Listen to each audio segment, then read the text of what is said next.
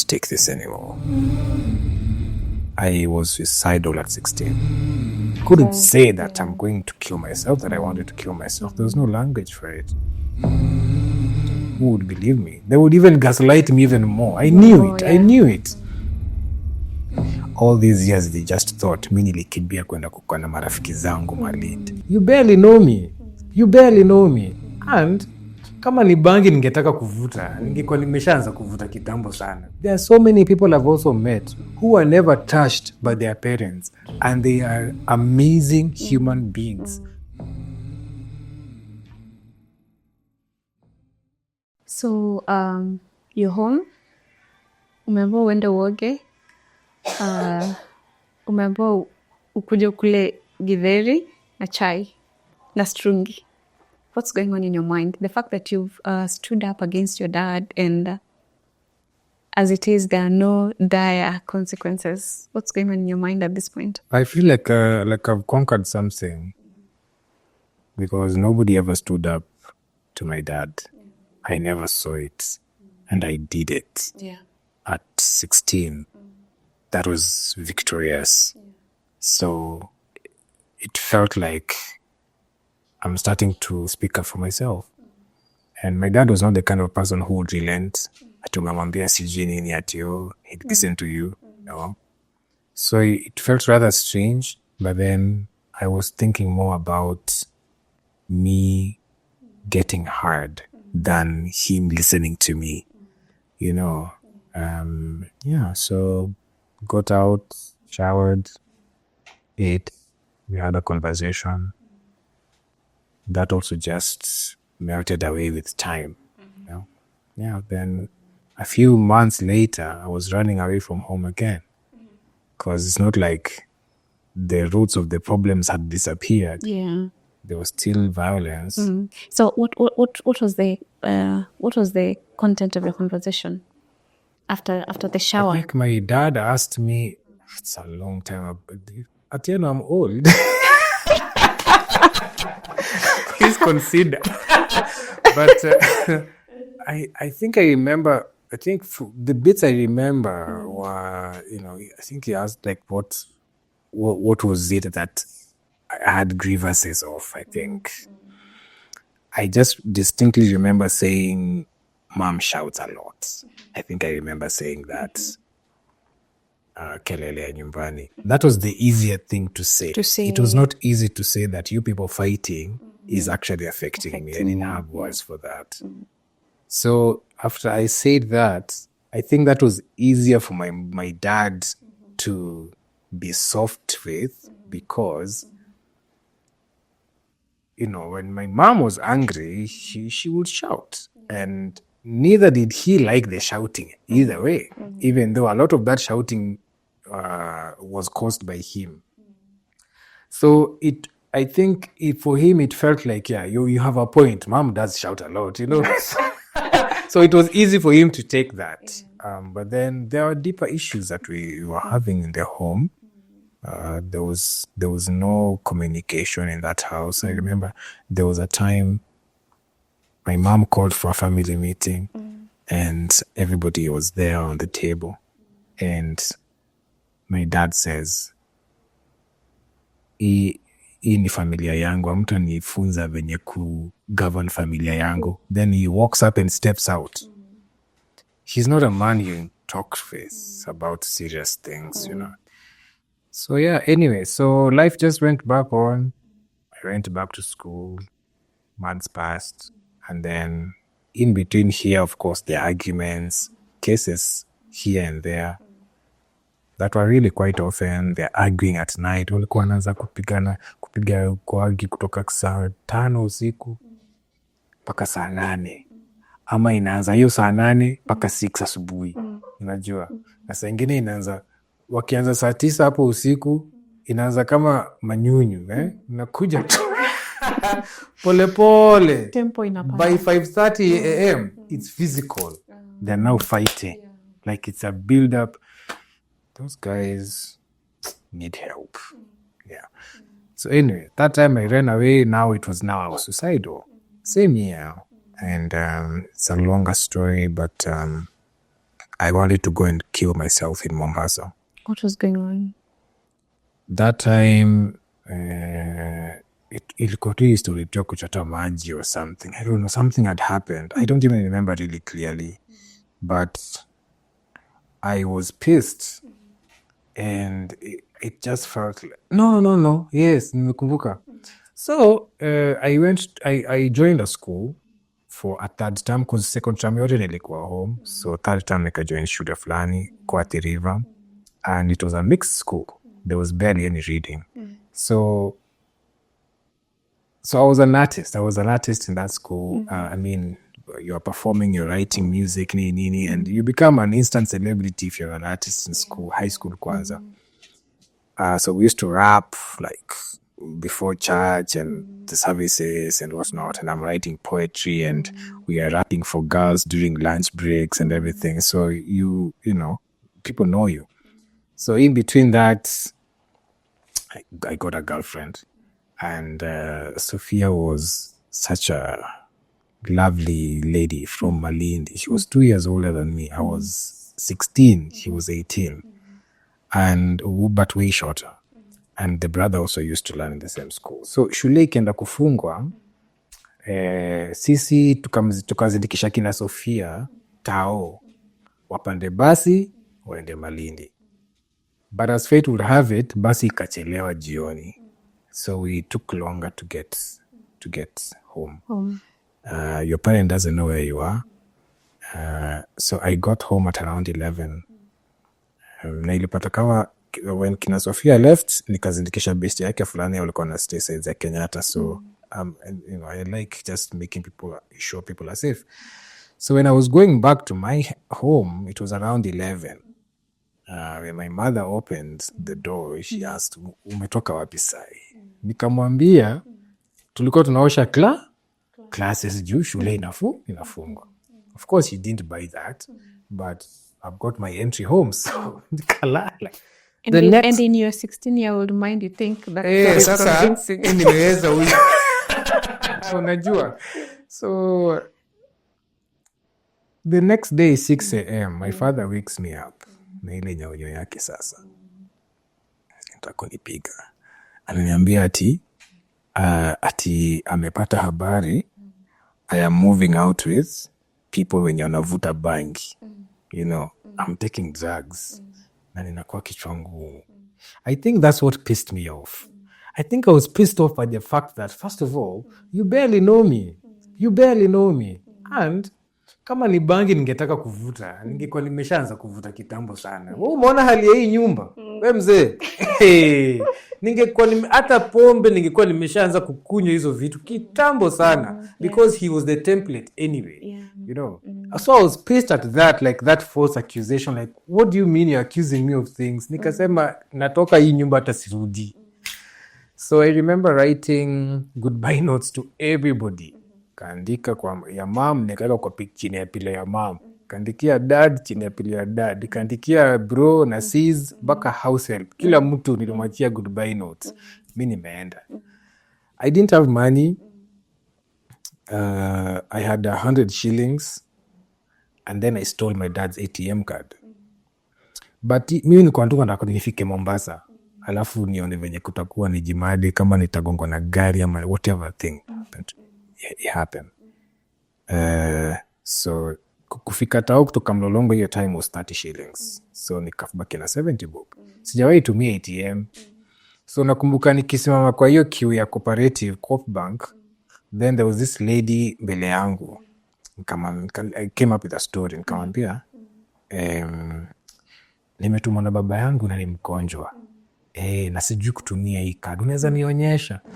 So, you know, I have some pretty innocent. Ulikuwa na pin?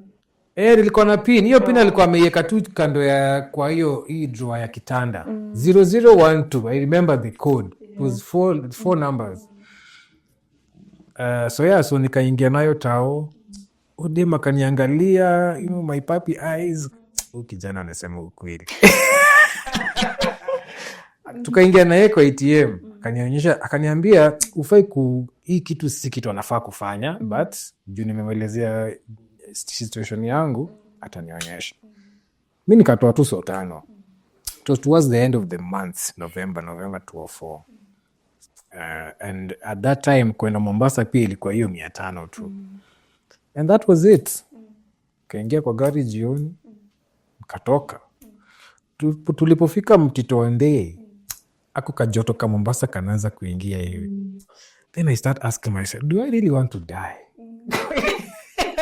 Am I sure of this death thing? Is it death that I really want? So I had carried the number Mama Sophia. She had given me her mom's number and her auntie and everything. As the story goes anyway, I got to Mombasa and I found my way to Malindi. And then Kina Sophia traced me. The brother came for me and they took me in for that month. There are many other details which needs another episode. But they took me in. Then somewhere there, her mother told me that I need to call my parents, notify them where I was. My mother could not believe I was in Malindi. In fact, it's maybe until 2020 when I did a BBC story on suicide and mental health that they really knew for the first time that I was suicidal at 16. All these years they just thought mi nilikimbia kwenda kukaa na marafiki zangu Malindi. And that's the story I could give at the time. I couldn't say that I'm going to kill myself, that I wanted to kill myself. There was no language for it. Who would believe me? They would even gaslight me even more. I knew it. So yeah, came back home 2005. Then I ran away again. And then now I ran away back to Malindi again because their issues are still persisting. Then Sophia's mom took me to the children's office, Serikali. Those people called our parents. My dad came for me. They had a meeting there. I remember sharing stories about the violence at home and my dad saying hakumbuki. Hakumbuki. Hata incident ya mkono, hakumbuki kitu kama hiyo. We traveled back. He was sort of quite kind to me, weirdly so. Tukafika town, home, Mlolongo, tulishukia tuka barabara. Then the next day sasa nikapelekwa kwa maombi kwa Kibera sasa. Ushaombewa na Jolejo wewe. Ujui Mungu wewe. Now they were taking me for prayers. It's again, the stories are long, but I saw things. I saw things at that prayer place. I saw things. And like people were desperate. Like my parents were desperate to really help me in the way that they thought they could help me. But they didn't have the psychosocial tools to understand what was going on. I'm reacting to something else. Exactly. It's not Uchawia, Ugenya. No. It's not ati my other grandmother somewhere trying to do things to us so that tukosane na yeye. No, it's the violence and the trauma that now I was responding to. Yeah. So that was it. After some point now, my life started coming back together. I finished high school. I went to Uganda. I did my A-levels there. Came back 2009, 2010, joined university. I wanted to be a journalist. At Daystar, dropped out because now they were fighting even more. We had begun a family business, which was a school, and it was my mom's idea. The school is named after her. It was a unanimous decision. The school starts raking in money. Dad wants to take over the school. And now they are fighting about that every single day. Every single day. It was nasty. So that's now pouring into 2012 when these fights about the hair are happening and many other nasty things. So in between here, like the 2015 arrives. My dad one day they argue and then he akaangusha nguo za mam zote kwa bedroom yao na viatu zake zote. So I come back home and I'm finding all this mess and I'm asking you, if our sister comes and sees this, what will she think of her father? Yeah. but he's like ni hasira, sijui ni shetani, as he often used to say, ni shetani, sijui nini. Then I called my parents for a meeting individually, and I just talked to them. Now that was parenting. I'm parenting my parents. And I'm like, kama hii kitu imewashinda wachanini na. Like, achanini tu, you know. It's been too long. We are suffering in this chaos and the pain.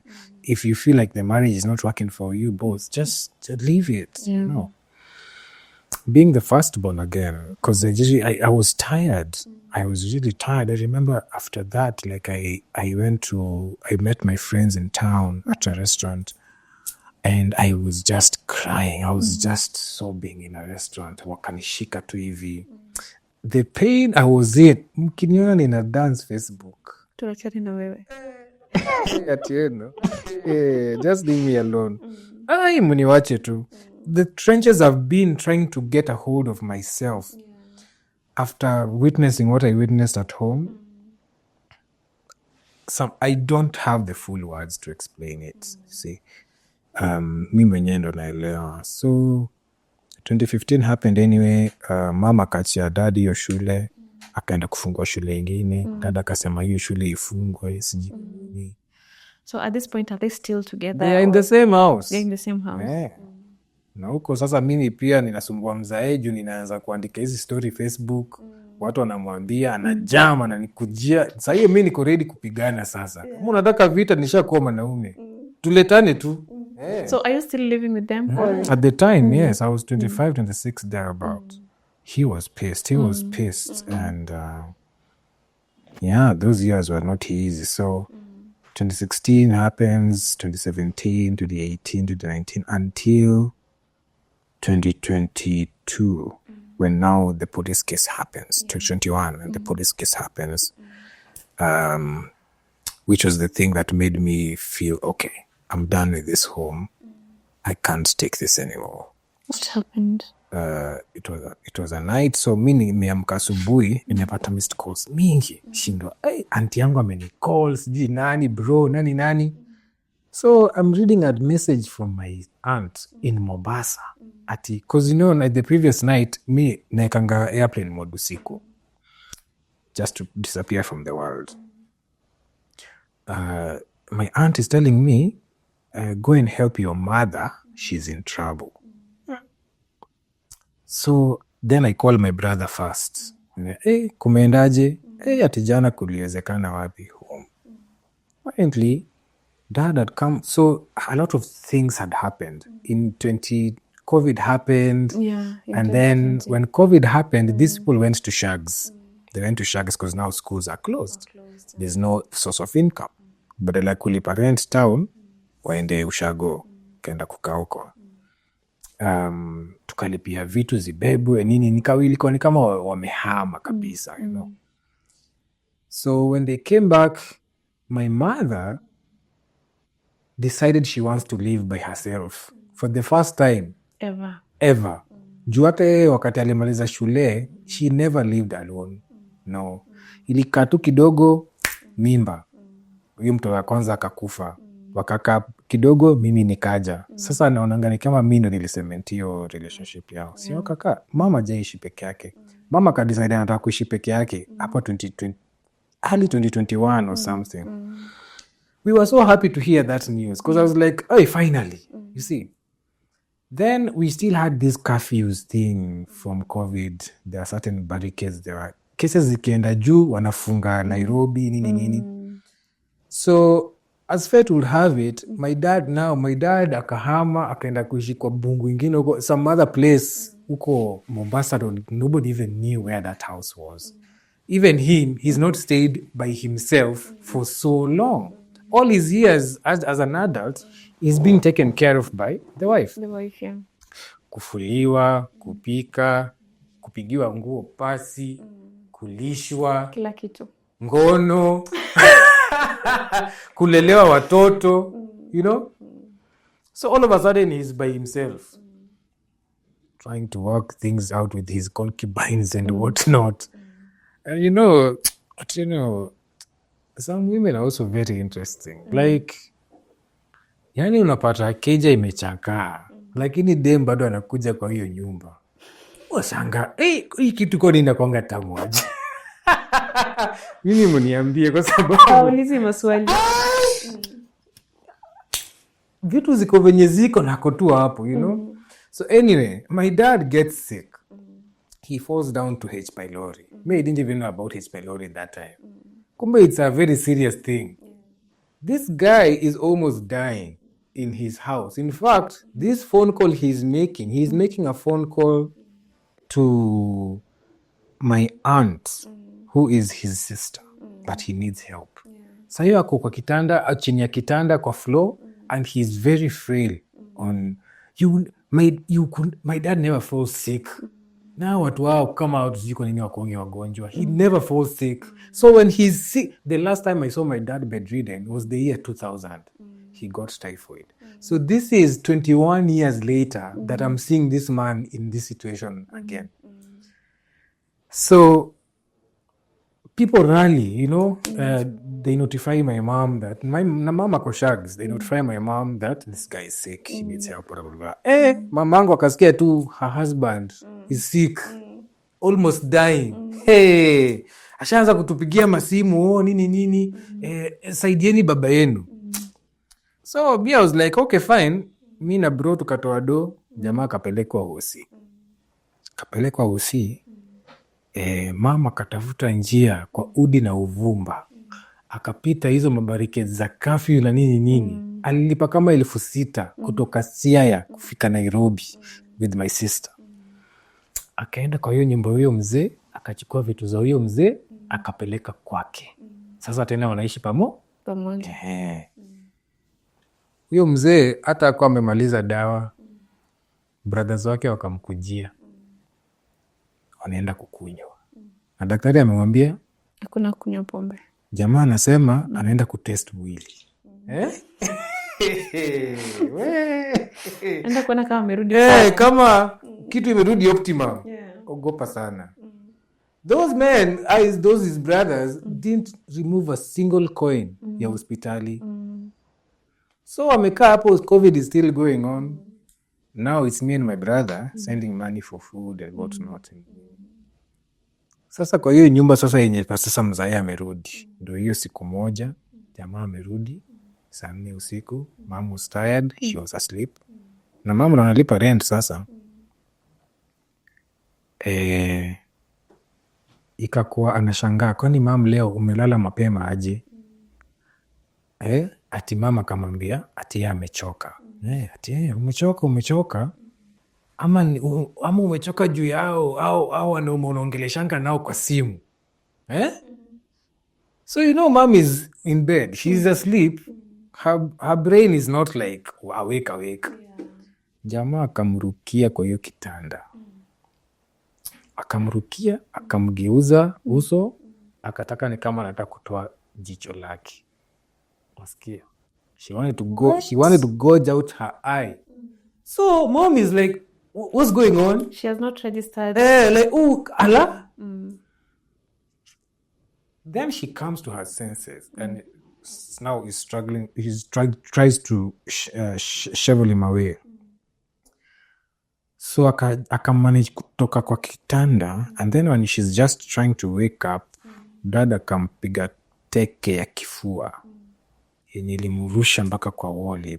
Her words were, she felt as if life was getting out of her. Those were her words. Wow. So when this is happening, she notifies her sisters.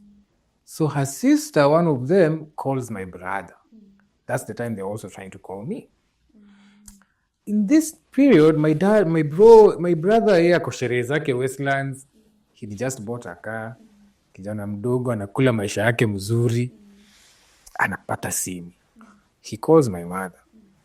Anauliza mama, nikukujie? Mama hataki kukujiwa. Ati nitakaa tu hapa kwa mlango ya sitting room mpaka asubuhi, ati itakuwa sawa. What do you do? So me now, I'm waking up in the morning, I'm catching up with everything. So I call my mother. She can barely speak on the phone. I'm so pissed. Otieno, I'm so pissed. I'm like, this one, I'm not letting go. This time, because tomorrow this guy will actually kill this woman. I'm like, okay. So I'm like, what do I do?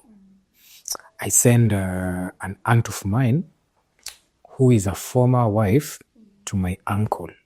An uncle who is my dad's brother. And this aunt had left her marriage as well because of violence. Same thing.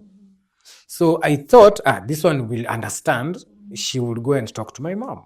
Si wakaenda na nikapeana order, nikasema make sure mmeenda hospitali na make sure mmeenda kureport kwa polisi. Because I was so far away and these guys are in Kitengele. So auntie goes. They talk and talk. Me, I keep calling. Mmeenda hospitali, mmeenda kwa polisi. Bado tunaongea. 6 hours. Auntie ananipigia simu. Ananiambia, Eric, huyu mama yako ni kama hataki kuacha huyu mzee. Nikasema, tutadili na hiyo baadaye. Endeni hospital kureport. So they did. They got the sheet and they ran to police. That was the first time my dad was being reported for domestic violence. Ever. In all those years. In all those years. Ever. And it is because I pushed. And sasa hapo ndo drama ikatoka. Sasa now these guys summoned my father. No, before they summoned him, I called him. I gave him a call. Na mimi wasimpigiangi simu. Nikamwambia nataka uhame hiyo nyumba ya mama. Akacheka. Akaniuliza unataka kuja kuishi na yeye? That's what he asked me. Nikamwambia sitarudia. I think aliingia baridi kidogo. Mimi nikakata simu. Huyo jamaa akahepa. Akatoka kwa nyumba. Akahepa to an undisclosed location. Because I think he feared maybe nitamtumia watu or something. And you know, I'm not known to be a violent person. But I hate it when people weaponize privilege or power against other people. And that's the time I act on the anger that I have, you know. So my father had never heard me speak in that tone in his life. He had never heard me. And I think he took that seriously. Juu sasa ni mwanaume anaongea. Saya kazi. So he fled.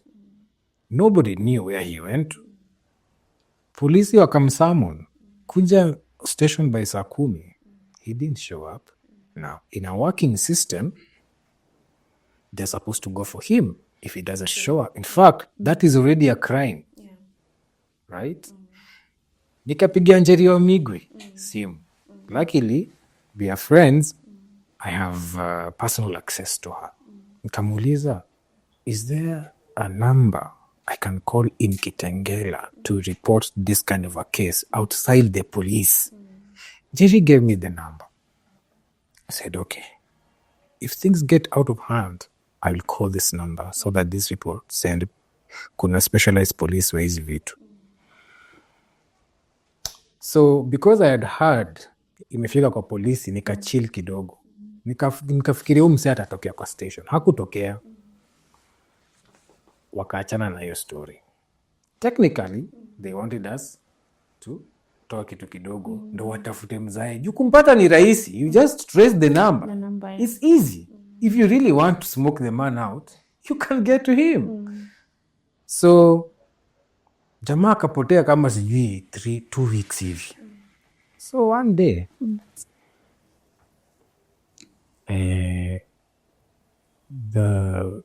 an uncle of ours, I don't know where he finds my dad. The report is he was dirty and drunk. Akaona yeye I drive back Nzae wapi home. Ushago. Palimami yuko. Amdrive huko. Pele amrudishe. Mama yangu kuona bwana yake alisema nini? Karibu nyumbani. My husband. My husband. Ni God. Hapo nilinawa mkono. Kasema kama huyo Mungu mwenye wanasemanga yuko kweli ataona nilijaribu. Niliacha kufukuzana na mambo ya hiyo nyumba, mara sijui umepigana pigana tu la huko. I'm tired. It's beyond me, you know. And of course, this has created a lot of ripples at home because me, I'm the vocal one there. And it is not often that it is the firstborn doing these things. True. Yeah, most often maybe middle child, lastborn, but I'm the firstborn and I'm the firstborn son. So usually we are the ones who follow, you know, directions, and you're still parenting and everything. But for me, this is what leadership is. Leadership is actually speaking up against these things. They're not right. And that home should not be existing. There are so many people who left marriages and they are thriving. Life is great for them. Their children are doing okay. We don't have to be those statistics where there's violence and then tomorrow something... Because many people, as you know, Lynn, like they are in prison because they killed somebody, their partner, out of bahati mbaya ile tu hasira ilikuja. Or they were trying to protect themselves. Yeah. You're not a bad person. You're not a murderer. But you're there serving for a situation that could actually really be avoided. Really. Nikasema hii kitu sasa it's really beyond me, you know. But you see, even what touches me the most is that there are so many people in this situation, children in this situation, in this country, and they cannot talk. They cannot talk. And their parents are in that situation. They can't speak about it. We really love this idea of family being together, despite the fact that it's actually killing you. We love it, you know. And things are actually falling apart. Piece by piece. Uko uchi wa mnyama, lakini unasema ili nibaki hapa nishikilie hii idea ya niko na familia, I am married, niko na watoto, isijui. You've mentioned that you're the most vocal amongst your siblings. How did all these things impact your relationship with your siblings? So, you know, remember, I've also been parenting them. So we are close. You're close. Yes. Okay. And I humanized myself before them because there are things they actually only got to know from me. Mom didn't tell them. Dad didn't tell them. For me as a child, I told them, this happened this way and this way. This is why this is the way it is. You know, first of all, we record everything. So they understood the situation from a very young age. And then I was the calmer male figure in the house. You see, that was older, right? If there's a situation happening even with my sister, it's me that gets called because my sister will listen to me. I have the language, right? I won't come to you guns blazing. We won't fight. I won't beat you up. But I'll just put sense into your head. I'm like, okay, mami, tujaribu hii na hii because this and this and that. And that's how I wanted to be parented myself because I have a brain. I can listen to you. You don't have to vandalize my body for me to fear you or love you or to listen. You know, I've never agreed with corporal punishment. I've never agreed with this physical beating in the name of discipline. There are so many people I've also met who are never touched by their parents. And they are amazing human beings. They're not going all over the place breaking the law. They're not rapists. They're not wife or husband batterers. They are not killers. They are responsible human beings, citizens of this country. So it's a fallacy that has been inculcated into our culture, which to me has colonial roots, that beating up a child is the way to get them to be a responsible human being in their future. It's a fallacy. So you know, my relationship with my siblings has been intact for the longest time, and they understand why I am vocal the way I am, because when I tell them these stories, even they themselves wonder how I survived that whole. There are some things they never got to see because they were so young. They couldn't process and whatnot. But then they've also witnessed some of the others that have been happening there. So as you're growing older, you know, they're getting to make more sense of what's happening, you know. So I just decided at some point, to cut contact with my dad. And with my mom, sometimes it's just a rocky relationship because she does not enjoy the fact that I'm very vocal about these issues. I think she's still dealing with the shame that this is actually her being talked about. It's her family, and she takes family, she reveres the idea of family, you know. And for me, I'm just like, this thing should go down, burn the whole house. Yeah, because this thing has been killing us all. Namalizana 9. Yeah, so that we start afresh. And that's one of the reasons I also decided to be child-free. I was heading there. Yeah, because I've parented a lot. And my childhood was robbed from me. And when you really do the work, you get to see how much work it takes to parent a child. It takes Absolutely so much work. And you wouldn't know it if you haven't taken your time to observe, first of all, yourself and how you are parented, and seeing the patterns that parents continue to repeat from their childhoods when they are parenting their own kids. And you're like, Yani, the brain is just a program, and people just repeat what they saw. And if you don't take your time to work on yourself, you continue wounding your children in the name of love. And you pass it down. Generations and generations. It keeps going. Yeah. No. And me, I'm like, I want an end to this mess. Like it's, and you know, of course, people tell me, hey, but you would make an amazing dad because we know it. And I'm like, first of all, I've not had time to rest emotionally and mentally from what I've had to persevere since the time I remember myself as a 10-year-old to my 30s. I've not rested. And I want the rest of my life for that. Yeah. I'm daddy. Please. I'm imagining parenting your siblings when you're truly in such a you're not in a good place mentally. Yeah. Must have It was not easy. And I guess that's why, like, you know, my siblings have a lot of respect for me and they love because they know what it took. And so sometimes when people, because I trend a lot for different reasons, because, you know, I say what I say, I do what I do. And people always have ideas about who I am. They'll project all manner of things. Men and women, all people, like, I'm told things. You know, and there's that perception that, oh, you're gay, or, you know, you need psychosocial help and all those things. Just because I danced in my boxer and put it on Facebook.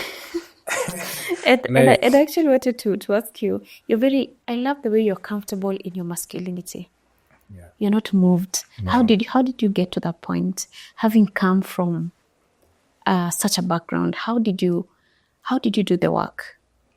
There are many things that happened together. I love myself. I've always loved myself. In fact, I was beaten out of loving myself to the point that now my self-esteem went down. There's this, you don't know how to talk about, you know, like a lot of things. But then I've never really lost that sense of self inside me. As far as I remember myself. And I'm very strong-willed. But then, you know, many parents, when they see a child who is very strong-willed, they just beat it down out of you. But me, I kept fighting for myself. So there's that.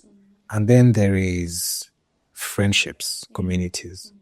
I remember 2011, 2012, thereabout, I met a group of boys in campus. And one of them is the one who knew all of us. And by then I was still a Christian. And we started this Bible study thing. So when BS would begin, we would first ask, how are you doing? How was your week? Because it was meeting every Tuesday. So people say this and that and that and that and that. And then as time went, we realized all of us had issues with our dads. No. Then now, that's when the safe space began. Yeah. Because I find that most times when people are meeting for things like Bible study, you don't really take time to get to know the person you're sitting next to. Absolutely. And what they are going through and who they really, really are. You're more concerned about what James did in Galilee and sijui Bartolomeo and people you will never meet in your life, for God's sake, whose lives are supposed to mirror so that you can be a good Christian. But somebody is suffering next to you and you can't, they can't talk to you because you'll judge them. Christianity is funny, but story for another day. So we realized, and I was really lucky that these guys, all of them, like, were really good-hearted people. They really were making an honest attempt at living a better life through the Bible. So then we started talking about our homes. Hey. And this was the first male safe space we are getting, all of us at the same time. So that gave me a lot of resilience, and it gave me more courage to start speaking up and more because we didn't have WhatsApp those years. So we had like this private Facebook group. When shit is going down in the home, mtu anaandika story yake hapo, alafu we just comfort you and whatnot. I felt loved outside the home by people who were just random strangers who became friends. Then, of course, it healed me a lot. And time went. Then 2017, I was suicidal again. I had lost a friend to suicide. He was a guy, and the work was not doing so well. So I was really stressed up about a lot of things. But then, as I learned later, it was just accumulated stress about the resolved issues that I had within me. So it became I wrote about my suicidal ideation, which again changed my life because the feedback I got from that, so many people told me they're in this same situation, we don't know what to do. And I was like, how come you're not talking about this stuff, So those male friends that time came through and they would come to my house, they would wash my clothes, they would cook for me, they would wash my house, they would open the curtains. People traveled from far with food to come and see me and whatnot. So that community thing again, and then that's the time now I began therapy. And now in therapy, I start seeing a lot of things about me. That you didn't know. That I didn't know. That I'm meeting terms like PTSD. I'd never heard of that term before. And depression and anxiety. I'm like, oh, okay. I can see myself in all these things, And for me, I'm like, being an artist, most times, I was writing already those years. There's that gift you have of going inside. Yeah. So therapy gave me more tools to go deeper and deeper and deeper, coming to realize my grandfather, who was a war veteran, fought in the Second World War for the British in Burma, which is now Myanmar, definitely came back with PTSD. And he was somebody in his 30s that time. You married 3 wives, but then the war is not over in your head. So you start depending on alcohol. Then that with patriarchy is a disaster. It's a disaster. Mental health issues coupled with patriarchy is a disaster because the man has created an identity inside his head that what he sees in his head is what is happening. That is what is right. So he's trying to protect himself. If he feels this wife is trying to eat more than vita, And that's how now you also parent. And you model that to your children. Exactly. And he had 30 kids. My dad had 30 siblings, 20-something siblings. There are many people in that village. All of you want attention from your parents. They don't have emotional capacity to cater to you. It's impossible. There's a lot of violence in that place, a lot of anxiety. My mom would tell me, grandpa would like get into the boma, pale wanaita rangachi, like hiyo geti ya chini kubwa kwa boma. And he would beat up anything he sees. Kuku, mtoto, mama, anything. His head was just off, you know. But that's what my dad carried along. It was inside him, and he just carried it forward. He didn't have the tools to deal with what he had to deal with. And so on that side of things, I do empathize with him, you know. But it's just the fact that these people who are your family keep telling you year in, year out, but you're hurting them. And you actually have refused to feel their pain. That one is on you. That one is on you. So, what was that question you asked me? I've forgotten. Well, it's answered. Yeah. It's answered. Yeah. So home was just difficult. And it got to a point where, you know, after I decided, you know, I do not want to have children. Of course, when I told my mom that, she pretended I didn't say it. She just pretended that I didn't say it. Ilimpita tu. Intentionally aliifunga. Na bado ameifunga. She keeps asking me, na sasa unajua, miaka zimeenda. Sasa unafaa uanze familia yako na watoto. Anataka grandchildren. Na mimi namwambianga tu, sasa kama wengine watazaa, utapata wajukuu kutoka huko. So perhaps it didn't come out very clearly in our conversation, but were you able to speak? Were there people you were able to share these things with as a child outside of your family? People you were leaning on to for support? Yes and no. For most parts, no. The yes part was very minimal. Again, as you remember, the power dynamic around my dad, people feared him. So it was not really respect, it was fear. Because he was more financially stable than everybody else.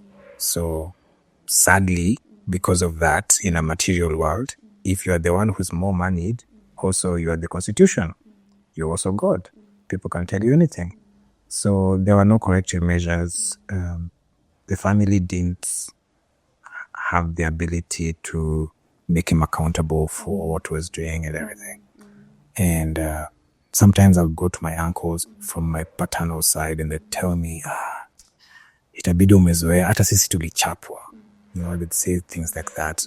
I was lucky that I had a particular uncle from my mom's side who, God bless his soul, he would listen. I would just go to his house and I would just bawl. I was a nervous wreck as a child. Kwanza those teenage years, now you're responding to the trauma. You also are an adolescent. It was just... So the lot. It was too much. It was too much. So my uncles from my mom's side, of course they could listen. They couldn't do much about it. But sometimes I felt relief that somebody believes me. Yeah. Somebody believes me. But outside that, they didn't have power to stop anything. So you still go back to that house and you do what you have to do.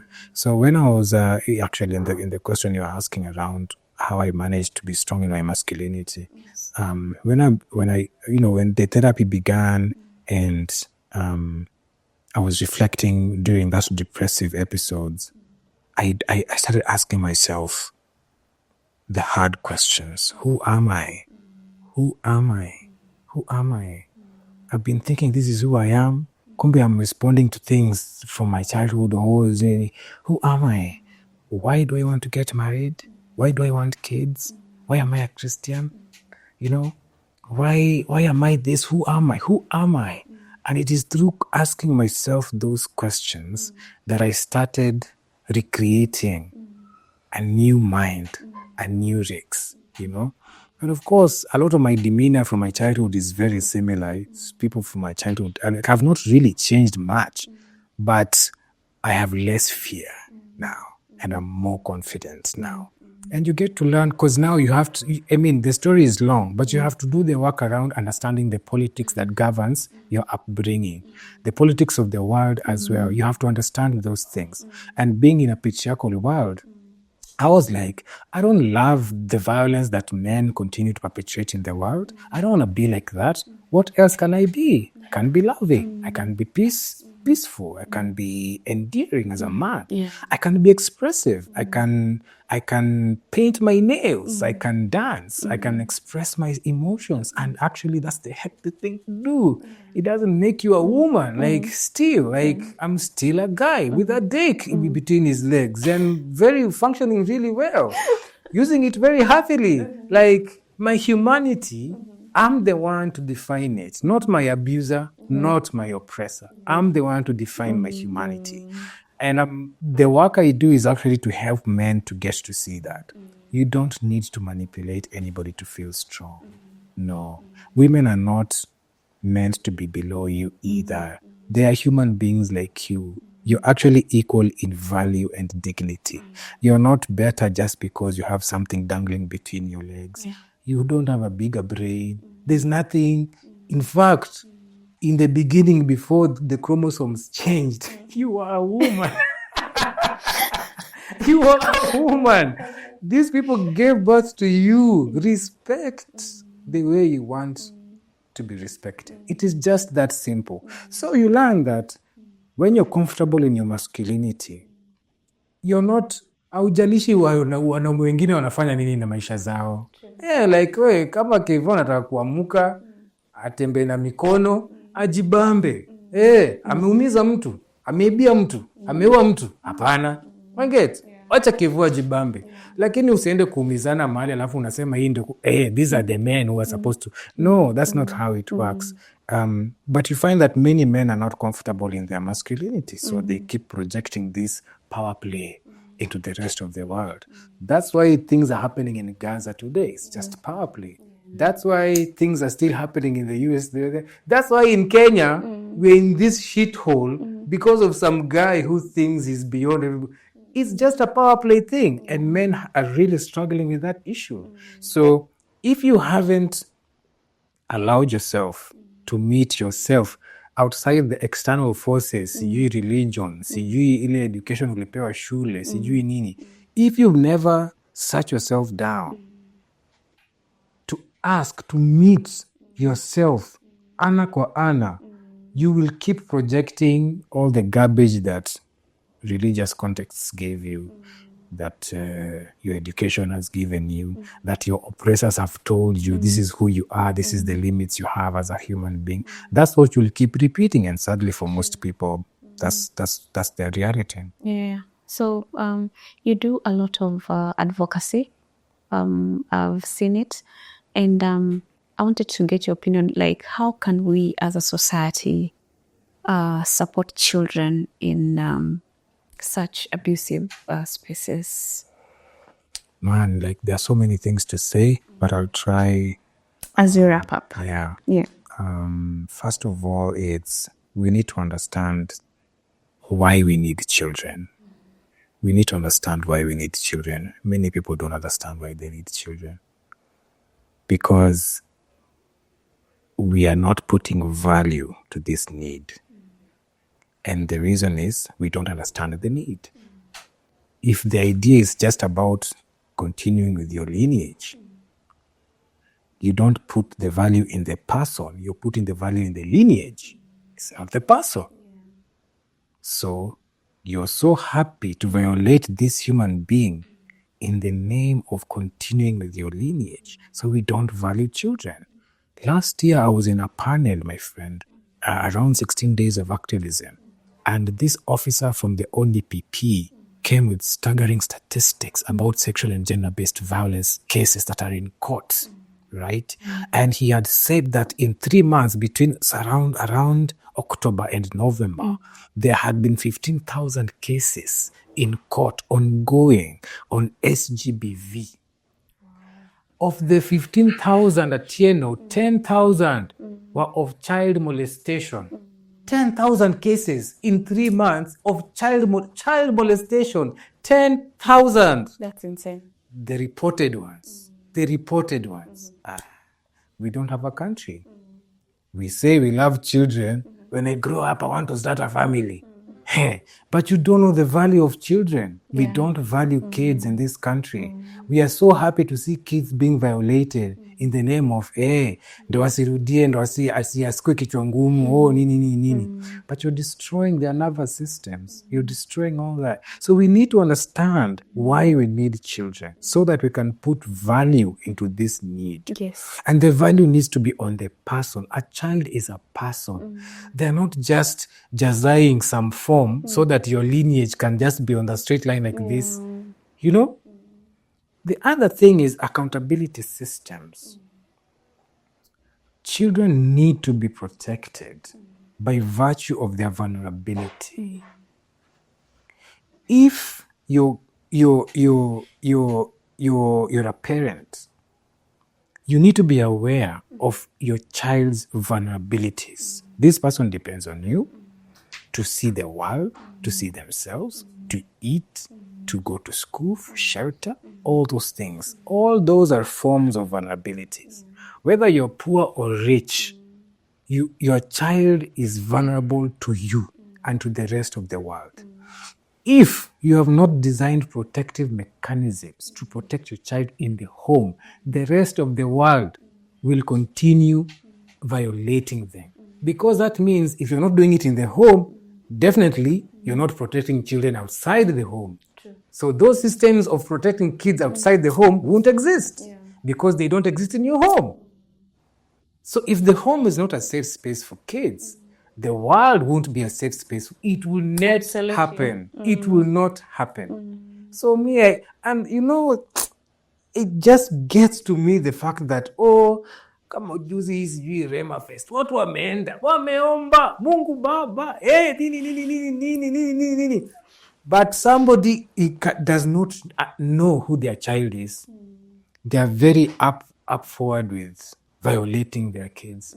We are the same people who are very violent to our husbands and our wives, but to God first. It does not compute to me at all. The math is not mathing. So protective mechanisms for kids that are accountable so that if you have messed up with a child, we know how to deal with you also, even if ni mtoto wako, you know. And we are not saying remove parental authority from children. No, there is a line of abuse that continues to be underestimated in our culture that continues to harm very, very many children.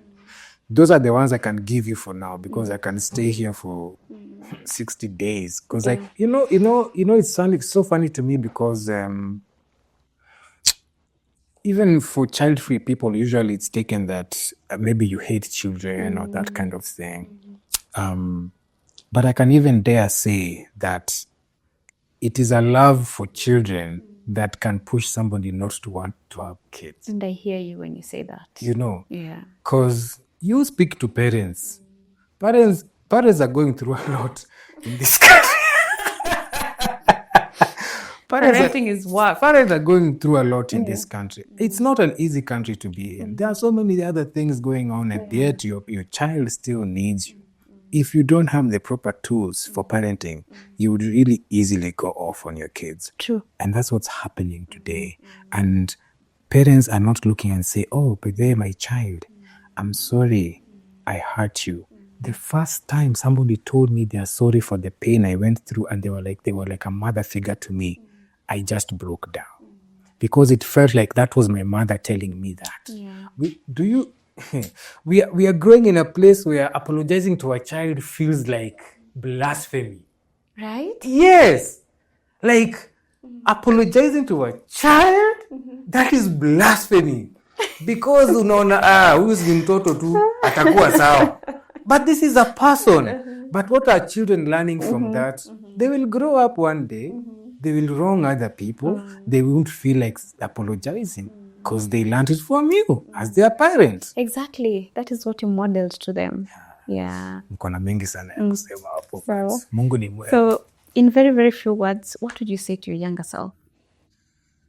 The child that was in this situation. Man, it was never your fault. And that you're like that thing you are that you're being told is not good for you is the best thing for you. You're loving, you're kind, you're soft. Soft is a superpower, especially for a man. There are places, because I play football, and when you see me on the field, I'm very aggressive. By the way, you wouldn't know it's this Rix. There are places where we can show aggression. They have their place, but we can't be aggressive with people like that who we claim to love. No. And I would tell him that you will survive. You will survive. You'll have scars, lots of them, but you will survive. And you will go on to inspire and motivate very many people who felt lost and they didn't think there was ever going to be a light. You are going to be that light for so many people. So keep going. Please don't kill yourself. That's what I'm telling you. Thank you. I know that there's someone that is watching this that a parent who is in an abusive situation and they have children. What message do you have for that child and that parent? So many adults who find themselves in that situation usually say they're staying for the kids. And much as it's hard to hear, staying for the kids never works. And it's a scam. It's a scam. They have tried it for millennia. No. So, and I know the reality we are coming from is that many abused women who are mothers are not financially secure to leave the home where they're staying with these husbands. We constantly have to also share that reality. And in as much as some of them claim it's the kids, hapo chini, it's because they don't know how they'll survive, you know? So that's the other reality. Could we create more systems to support abused partners Absolutely. who are not financially secure so that they won't die in these relationships? But either way, please leave. You may not even know where to start, but your life is so valuable. And I know it's more complex than just saying leave. Of course, it's more complex, you know. And that's why we are doing this work, so that we keep building up on what has been, you know, happening so far. The children, you know, this issue is not even about you. It's your parents. It's your parents who are confused. They are frustrated. Maybe even they've stopped loving each other. You're not the problem. You are never a burden. Never look at yourself as a burden when your parents are not getting along. You have a life and you're responsible for it, even if to some extent you're still depending on your folks.